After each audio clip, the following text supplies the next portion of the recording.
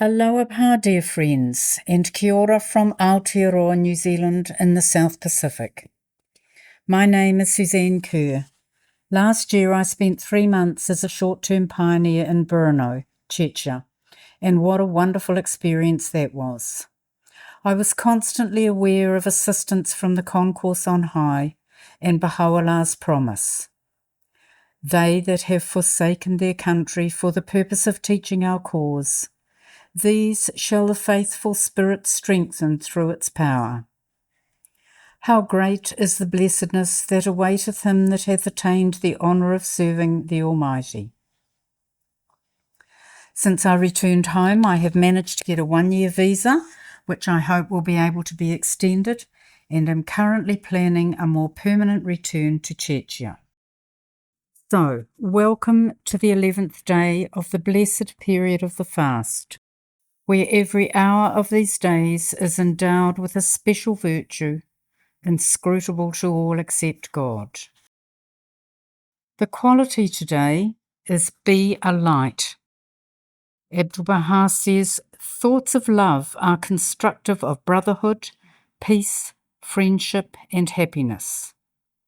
If you desire with all your heart friendship with every race on earth, your thought, spiritual and positive, will spread, something I was very conscious of during my time in Brno. Baha'u'llah says, be generous in prosperity and thankful in adversity. Be worthy of the trust of thy neighbour, and look upon him with a bright and friendly face. Be a treasure to the poor, an admonisher to the rich, an answerer of the cry of the needy, a preserver of the sanctity of thy pledge. Be fair in thy judgment, and guarded in thy speech. Be unjust to no man, and show all meekness to all men. Be as a lamp unto them that walk in darkness, a joy to the sorrowful, a sea for the thirsty, a haven for the distressed, an upholder and defender of the victim of oppression. I would like to share with you the story of Bahiyyih Winkler, who faithfully spread the light of the teachings for nearly 50 years at her pioneer post in South Africa.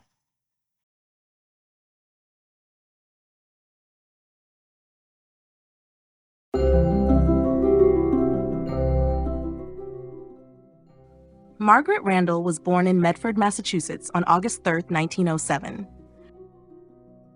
Her life, however, began to shine with spiritual significance at the tender age of 5, during a moment that would forever shape her heart and soul. She vividly recalled the day when Abdu'l-Baha visited her family home to see her ailing mother.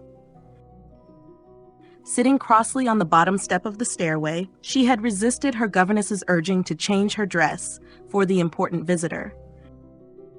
I was 5 years old and not interested in grown-ups other than my family, she admitted.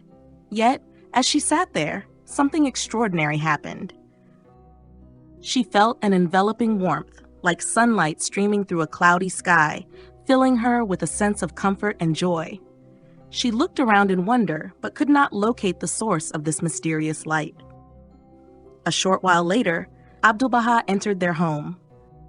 Margaret recognized immediately that he was the source of the sunshine she had felt.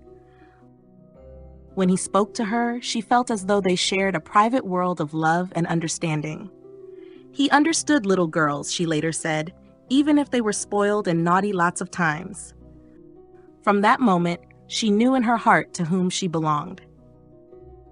Years later, at the age of 13, Margaret traveled with her parents to Haifa to see Abdu'l-Baha again. At a luncheon, he turned to her with a playful twinkle in his eye and said, "Your name is Bahiyyih. It means light, and there must be something to make the light." She cherished the name, finding it as beautiful and full of promise as the light that had first touched her heart. One day during that same visit, Margaret learned she would have a private meeting with Abdu'l-Baha. Nervous and unsure of herself, she worried she might say or do something foolish. Her mother accompanied her as they hurried through pouring rain to meet him. He greeted them lovingly, placing both hands on his forehead in welcome.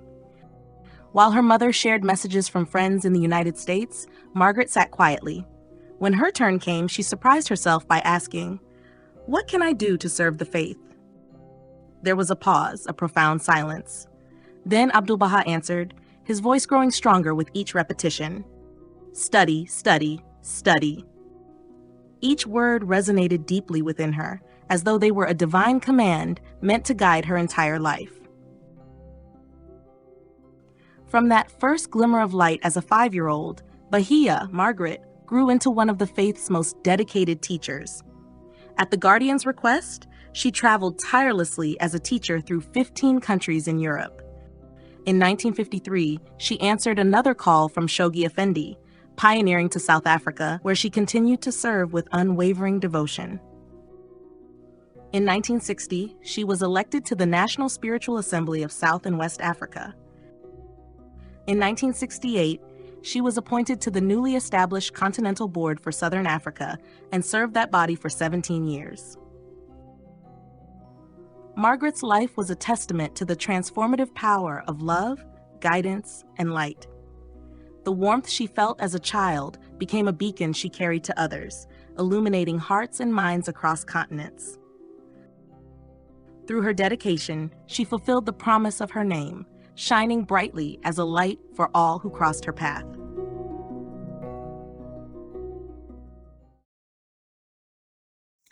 Dear friends, thank you for sharing this time with me. Have a wonderful, uplifting day.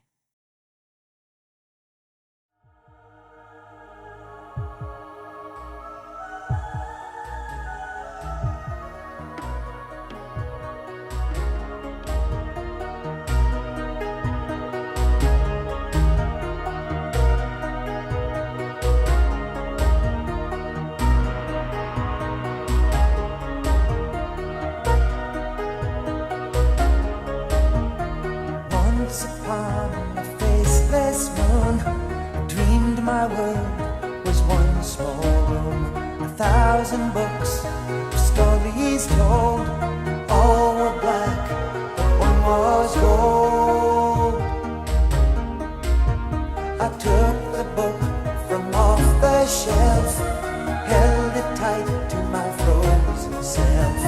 A war within my spirit raged, through drops of salt on every page, and my body was breaking for the words he was saying.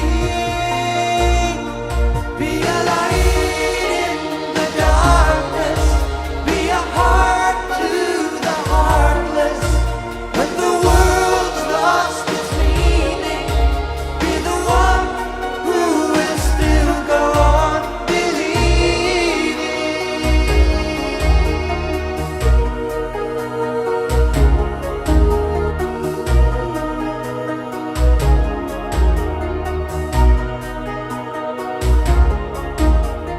Once upon the windless night, another dream in black and white.